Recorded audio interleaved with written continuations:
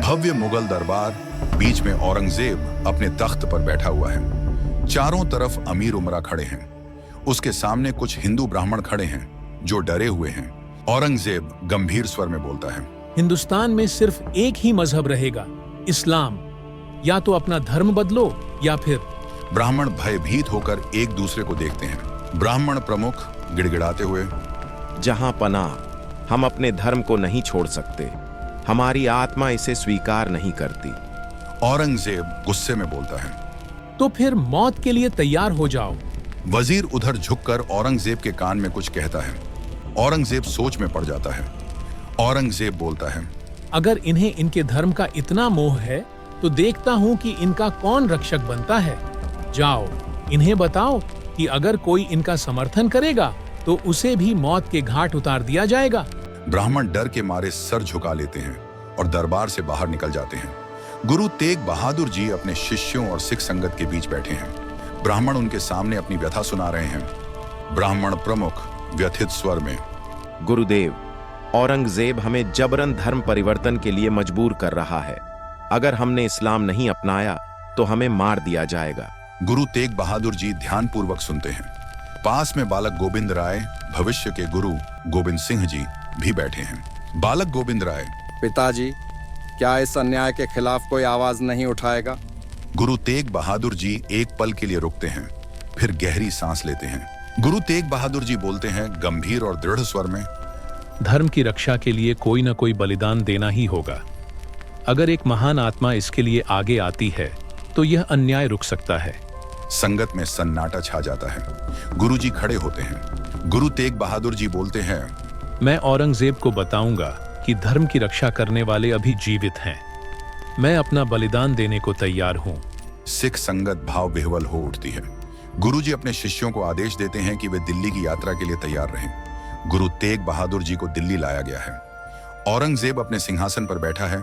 चारों ओर मुगल सैनिक और दरबारी खड़े हैं। गुरुजी निर्भय खड़े हैं। औरंगजेब बोलता है, तेग बहादुर, अगर तुम इस्लाम कबूल कर लो तो तुम्हारी जान बख्शी जा सकती है। गुरु तेग बहादुर जी मुस्कुराते हैं और निर्भय स्वर में उत्तर देते हैं। गुरु तेग बहादुर जी बोलते हैं, धर्म की रक्षा के लिए बलिदान देना मेरा कर्तव्य है। न मैं अपना धर्म बदलूंगा, न ही इन निर्दोषों को बदलने दूंगा। औरंगजेब के इशारे पर झल्लाद गुरुजी के शिष्यों को एक एक कर बेरहमी से मार देते हैं। भीड़ भयभीत होकर देख रही है। अंत में गुरुजी को भी बलिदान कर दिया जाता है। तेग बहादुर जी का सिर कटकर जमीन पर गिरता है, लेकिन उनकी आंखों में अब भी अडिग साहस झलक रहा है। उनका शरीर चांदनी चौक में छोड़ दिया जाता है, लेकिन भीड़ में से एक सिख भक्त भागकर सिर को उठा लेता है और उसे सुरक्षित स्थान तक ले जाने के लिए निकल पड़ता है। पीछे से गुरुजी के बलिदान की गूंज उठती है, सतनाम वाहे गुरु। औरंगजेब चौंकता है, लेकिन वह जानता है कि अब आग भड़क चुकी है। समय, गुरु तेग बहादुर जी के बलिदान के बाद गांवों में खबर फैल चुकी है। लोग आक्रोशित हैं। सिख योद्धा इकट्ठा हो रहे हैं। युवा गोविंद राय अब गुरु गोविंद सिंह के रूप में सामने आते हैं। गुरु गोविंद सिंह जोशपूर्ण स्वर में, अब अन्याय सहन नहीं किया जाएगा। खालसा पंथ का जन्म होगा जो हर अन्याय के खिलाफ लड़ेगा। हम अपने धर्म, अपने अस्तित्व की रक्षा करेंगे। सिख योद्धा सत श्री अकाल के जयकारे लगाते हैं। उनकी आंखों में आक्रोश और वीरता झलकती है। उनकी तलवारें चमकती हैं और वे युद्ध के लिए तैयार हो जाते हैं। 1699 का बैसाखी पर्व। आनंदपुर साहिब में हजारों श्रद्धालु एकत्रित हुए हैं, लेकिन इस बार यह केवल उत्सव नहीं, इतिहास बदलने वाला क्षण बनने जा रहा है। गुरु गोविंद सिंह जी अपनी तलवार निकालते हैं। उनकी आंखों में तेजस्विता झलकती है। उनके स्वर में ओज और गंभीरता है। गुरु गोविंद सिंह जी बोलते हैं, आज धर्म पर संकट है। क्या कोई ऐसा है जो धर्म की रक्षा के लिए अपना शीश दे सकता है? सभा में सन्नाटा। लोग एक दूसरे को देखने लगते हैं। अचानक एक वीर आगे बढ़ता है। उसकी आंखों में समर्पण का भाव है। पहला श्रद्धालु, हे गुरुजी, मेरा शीश हाजिर है। गुरु गोविंद सिंह जी प्रेम से उसे देखते हैं और तंबू के अंदर ले जाते हैं। बाहर इंतजार कर रही संगत स्तब्ध है। कुछ क्षणों बाद गुरुजी बाहर आते हैं। उनकी तलवार पर रक्त की एक बूंद चमकती है। सभा में हलचल। गुरुजी फिर वही प्रश्न दोहराते हैं। धीरे धीरे चारों ओर श्रद्धालु आगे आते हैं। कुछ क्षणों बाद तंबू का पर्दा उठता है। 5 वीर बाहर आते हैं। उनकी वेशभूषा बदली हुई है। उनकी आंखों में दिव्यता और तेजस्विता झलक रही है। सभा स्तब्ध रह जाती है। गुरु गोविंद सिंह जी गर्व से कहते हैं, ये हैं मेरे पंच प्यारे। इन्होंने अपने शीश धर्म के लिए अर्पित किए। आज से यह केवल मेरे भाई नहीं बल्कि पूरे संसार के लिए पूज्य होंगे। सभा में बोले सो निहाल सत श्री अकाल की गूंज उठती है। गुरु गोविंद सिंह जी लोहे का बड़ा कटोरा निकालते हैं। उसमें जल भरते हैं। माता साहिब कौर उसमें मिश्री डालती हैं। गुरु जी अपनी तलवार घुमाकर उसमें शक्ति भरते हैं। गुरु गोविंद सिंह जी बोलते हैं, यह अमृत है। जो इसे ग्रहण करेगा वह नया जन्म लेगा, निर्भय होगा, धर्म और सत्य के लिए समर्पित होगा। सबसे पहले पंच प्यारों को अमृत पिलाया जाता है। फिर गुरु गोविंद सिंह जी स्वयं भी अमृत ग्रहण करते हैं। इसके बाद समस्त श्रद्धालुओं को दिया जाता है। चारों ओर वाहे गुरु जी का खालसा, वाहे गुरु जी की फतेह की गूंज। गुरु गोविंद सिंह जी पंच प्यारों को नया नाम देते हैं। उनकी पहचान के 5 प्रतीक केश, कंघा, कृपाण, कड़ा और कच्छा धारण करने का आदेश देते हैं। गुरु गोविंद सिंह जी बोलते हैं, आज से हर खालसा सिंह और कौर कहलाएगा। खालसा का धर्म निडरता, सेवा और न्याय होगा। अब अन्याय के विरुद्ध कोई सिर नहीं झुकाएगा। सभा में जोश और उत्साह भर जाता है। लोग अपने अस्तित्व का नया अर्थ समझते हैं। गुरु गोविंद सिंह जी सभी से प्रतिज्ञा लेने के लिए खड़े होते हैं।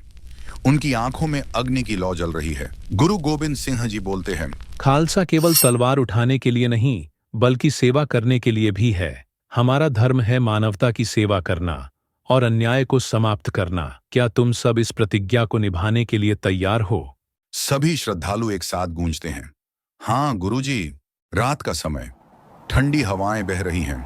आसमान में काले बादल छाए हुए हैं। चमकौर की घड़ी के चारों ओर मुगल सेना का घेरा है। आग की रोशनी में उनके भाले और तलवारें चमक रही हैं। किले के अंदर सिख योद्धा सतर्क खड़े हैं। चमकौर की घड़ी जहां इतिहास लिखा जाने वाला था। 40 सिख योद्धा लाखों की मुगल सेना से घिरे हुए, लेकिन उनके इरादे अडिग थे। यह सिर्फ एक युद्ध नहीं था बल्कि धर्म और वीरता की परीक्षा थी। गुरु गोविंद सिंह जी अपने सिख योद्धाओं के सामने खड़े होते हैं। आग की रोशनी उनके चेहरे पर पड़ती है जिससे उनकी आंखों में दृढ़ता झलकती है। गुरु गोविंद सिंह जी बोलते हैं, साथियों, आज की रात हमारी परीक्षा की रात है। मुगल सेना हमें मिटाने आई है, लेकिन हम केवल शरीर हैं, आत्मा नहीं। हमारी आत्मा को कोई तलवार नहीं मार सकती। हम धर्म और न्याय की रक्षा के लिए अंतिम सांस तक लड़ेंगे। सिख योद्धा जोश में बोले सो निहाल सत श्री अकाल का जय घोष करते हैं। योद्धा की आंखों में निडरता और कर्तव्य का भाव है। सुबह की पहली किरण से पहले ही मुगल सेना किले पर धावा बोलती है। चारों ओर शोर मच जाता है। घोड़ों की हिनहिनाहट, तलवारों की टकराहट और तीरों की बौछार। गुरु गोविंद सिंह जी किले की दीवार से देख रहे हैं। उनके पुत्र जुझार सिंह आगे आते हैं। उनकी उम्र कम है, लेकिन उनके इरादे फौलादी हैं। जुझार सिंह बोलते हैं, पिताजी, मुझे युद्ध में जाने की अनुमति दें। गुरु गोविंद सिंह जी बोलते हैं, गर्व से, बेटा, तू आज अमृता की ओर बढ़ेगा। जा, अपने धर्म का मान रख। जुझार सिंह अपने साथियों के साथ किले से बाहर निकलते हैं। युद्ध आरंभ होता है। तलवारें चमकती हैं, खून की धाराएं बहती हैं। झार सिंह की तलवार एक मुगल सेनापति की गर्दन पर पड़ती है। उनकी आंखों में सिर्फ साहस है, लेकिन दुश्मनों की संख्या ज्यादा है।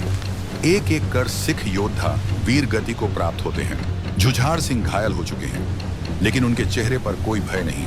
वे अंतिम बार तलवार उठाते हैं और एक अंतिम वार करते हैं। इसके बाद वे गिर जाते हैं। गुरु गोविंद सिंह जी दूर से यह दृश्य देख रहे हैं। उनकी आंखें नम हैं, लेकिन चेहरा शांत है। वे ऊपर आकाश की ओर देखते हैं। गुरु गोविंद सिंह जी बोलते हैं, वाहे गुरु, मेरे बेटे ने धर्म की लाज रखी। अब सिर्फ मुट्ठी भर सिख बचे हैं। गुरु गोविंद सिंह जी शेष योद्धाओं से कहते हैं कि वे गुप्त मार्ग से निकल जाएं ताकि सिख धर्म जीवित रह सके। गुरु गोविंद सिंह जी बोलते हैं, हमारा धर्म खत्म नहीं होगा। यह संग्राम आने वाली पीढ़ियों को प्रेरणा देगा। कुछ सिख निकल जाते हैं, लेकिन कुछ अंतिम सांस तक लड़ने के लिए वहीं रुकते हैं। युद्ध अंतिम चरण में पहुंच चुका है। चारों ओर जले हुए तंबू, गिरे हुए योद्धा और मुगलों से लड़ते हुए अंतिम सिख। सुबह होती है। मुगल सेना किले के अंदर प्रवेश करती है, लेकिन उन्हें वहां कोई जीवित नहीं मिलता। हर जगह वीरता की कहानियां बिखरी हुई हैं। चमकौर की घड़ी में सिखों ने दिखा दिया कि धर्म और हिम्मत के लिए मृत्यु भी छोटी चीज है। यह युद्ध हार कर भी जीत गया क्योंकि खालसा पंथ और मजबूत होकर उभरा। स्थान नांदेड़ 1708 ईस्वी। शांत वातावरण, चंद्रमा की रोशनी में गुरु गोविंद सिंह जी ध्यान मग्न बैठे हैं। पास में कुछ सिख योद्धा खड़े हैं। बंदा बहादुर, पूर्व में लक्ष्मण दास, गुरु जी के चरणों में झुकते हैं। गुरु गोविंद सिंह जी बोलते हैं, अब समय आ गया है कि अत्याचारियों को उनके कर्मों का फल मिले। सत्य और धर्म की रक्षा के लिए खालसा को अपने पराक्रम का परिचय देना होगा। बंदा सिंह की आंखों में तेज भर जाता है। वह गुरु जी से कृपाण ग्रहण करते हैं और प्रणाम करते हैं। बंदा सिंह बहादुर बोलते हैं, गुरुदेव, मैं आपके आदेश का पालन करूंगा। अब अन्याय का अंत निश्चित है। गुरु गोविंद सिंह जी उन्हें आशीर्वाद देते हैं। स्थान सरहिंद किला 1710 ईस्वी। मुगल सैनिक ऊंची दीवारों पर खड़े पहरा दे रहे हैं। घुड़सवार गश्त लगा रहे हैं। अचानक पहाड़ियों की ओर से युद्ध के नगाड़े गूंजते हैं। सिख योद्धाओं का विशाल दल पड़ता है। बंदा सिंह बहादुर बोलते हैं, यह प्रतिशोध नहीं, न्याय है। अब अत्याचारियों का अंत निकट है। सिख योद्धा बोले सो निहाल, सत श्री अकाल के जयकारे लगाते हैं। मुगल सैनिक घबराते हैं, लेकिन युद्ध शुरू हो जाता है। तलवारों की टकराहट, तीरों की बौछार और घोड़ों की टापों की आवाज से वातावरण गूंज उठता है। बंदा सिंह बहादुर और उनके योद्धा किले के अंदर प्रवेश कर जाते हैं। नवाब वजीर खान डर से थर थर कांपता है। उसे बंदी बना लिया जाता है। सिख दरबार सरहिंद। वजीर खान को रस्सियों से बांधकर लाया जाता है। उसके चारों ओर हजारों सिख खड़े हैं। उनकी आंखों में क्रोध और पीड़ा है। सिख योद्धा आक्रोश में बोलता है, यह वही कायर है जिसने गुरु गोविंद सिंह जी के साहिबजादों को निर्दयता से दीवार में छिनवा दिया था। दरबार में सन्नाटा छा जाता है। वजीर खान सिर झुकाए खड़ा है, पसीने से लथपथ। बंदा सिंह बहादुर सिंहासन पर बैठते हैं और दृढ़ता से न्याय का निर्णय सुनाते हैं। बंदा सिंह बहादुर बोलते हैं, जिसने निर्दोष बच्चों की हत्या की वह क्षमा के योग्य नहीं। यह सजा अन्याय के अंत की शुरुआत है। सिख योद्धा वजीर खान को उसके कुकर्मों की सजा देते हैं। स्थान पंजाब के गांव। सिख योद्धा किसानों को भूमि बांट रहे हैं। अत्याचार के प्रतीक मुगल कर समाप्त कर दिए गए हैं। बंदा सिंह बहादुर घोड़े पर सवार हैं और ग्रामीणों की भीड़ उनके चरणों में झुककर कृतज्ञता व्यक्त कर रही है। उनकी आंखों में एक नया आत्मविश्वास झलक रहा है। यह केवल एक युद्ध नहीं था, यह न्याय की विजय थी। बंदा सिंह बहादुर ने सिख राज्य की नींव रखी, जहां न कोई शासक ऊंचा था, न कोई नागरिक नीचा। यह खालसा राज था, धर्म, न्याय और समानता का प्रतीक। स्थान पंजाब, एक विशाल दरबार। चारों ओर मशालों की रोशनी। लकड़ी के ऊंचे मंच पर सिख मिसलों के सरदार एकत्र हुए हैं। दरबार में वीर रस का माहौल है। जैसा सिंह आहलूवालिया गंभीर स्वर में बोलते हैं, हम सब अपने अपने इलाकों की रक्षा करेंगे, लेकिन जरूरत पड़ने पर एक दूसरे की सहायता भी करेंगे। एक अकेला सिख शेर है और जब हम मिलेंगे तो तूफान बन जाएंगे। बघेल सिंह तलवार उठाते हुए बोलते हैं, यह तलवार तभी म्यान में जाएगी जब पंजाब में शांति होगी। अब हम अपने हक की जंग खुद लड़ेंगे। नभा के राजा हाथ जोड़ते हुए बोलते हैं, गुरु की सिख पर चलकर हम अपने लोगों की रक्षा करेंगे और किसी भी आक्रमणकारी को सफल नहीं होने देंगे। सभा में बोले सो निहाल, सत श्री अकाल के गगनभेदी जय घोष गूंजते हैं। इसके साथ ही सिख योद्धा अपनी अपनी मिसलों को संगठित करते हैं। दुश्मनों के काफिलों पर छापे मारते हैं, दिल्ली तक हमले करते हैं और पूरे पंजाब में सिख शासन स्थापित करने की दिशा में बढ़ते हैं। स्थान काबुल 1757। अहमद शाह अब्दाली अपने भव्य दरबार में बैठा हुआ है। सामने एक मुगल दूत कांपते हुए खड़ा है। दरबार में गहरी खामोशी छाई हुई है। मुगल दूत कांपती आवाज में बोलता है, जहां अपना सिख सरदारों ने पंजाब को अपनी गिरफ्त में ले लिया है। हमारे अधिकारी अब वहां सुरक्षित नहीं हैं और वे लगातार हमारे काफिलों पर हमला कर रहे हैं। अब्दाली क्रोध से मुट्ठी भींचता है। उसकी आंखों में जलती हुई आग साफ दिखाई देती है।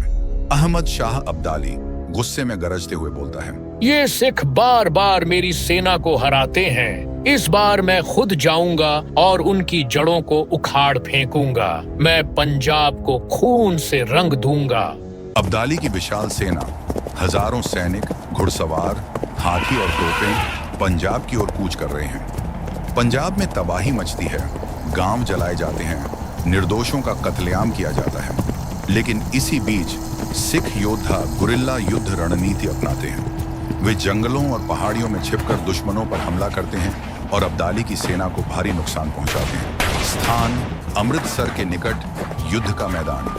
धूल और धुएं के बादल उठ रहे हैं। श्री हरमंदिर साहिब की रक्षा के लिए बाबा दीप सिंह और उनके सिख योद्धा बहादुरी से लड़ रहे हैं। सामने अब्दाली की विशाल सेना है। एक सिख सैनिक घायल होते हुए बोलता है, बाबा जी, दुश्मन बहुत अधिक संख्या में है, हम गिर चुके हैं। बाबा दीप सिंह शेर की तरह गरजते हुए तलवार उठाकर बोलते हैं, अगर सिर कट भी जाए तो भी यह शरीर गुरु के दरबार तक पहुंचेगा। सत श्री अकाल। भयंकर युद्ध होता है। तलवारें टकराती हैं, खून बहता है, लेकिन सिख योद्धा हार नहीं मानते। अचानक एक दुश्मन सैनिक बाबा दीप सिंह पर वार करता है और उनका सिर धड़ से अलग हो जाता है। लेकिन यह क्या, बाबा दीप सिंह का शरीर गिरता नहीं। वे अपना सिर एक हाथ में उठाकर दूसरी हाथ से तलवार चलाते हुए लड़ते रहते हैं। सैनिक अवाक रह जाते हैं। बाबा दीप सिंह उसी स्थिति में लड़ते हुए श्री हरमंदिर साहिब तक पहुंचते हैं और वहीं वीरगति प्राप्त करते हैं। सिख योद्धाओं का जोश बढ़ जाता है।